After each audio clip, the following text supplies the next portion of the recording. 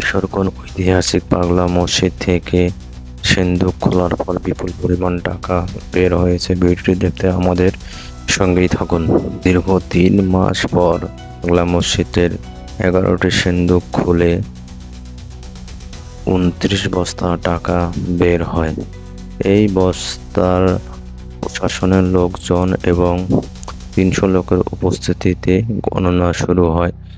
গণনা শেষে টাকাগুলো পরিমাণ দাঁড়ায় 8,21,36,000 টাকা।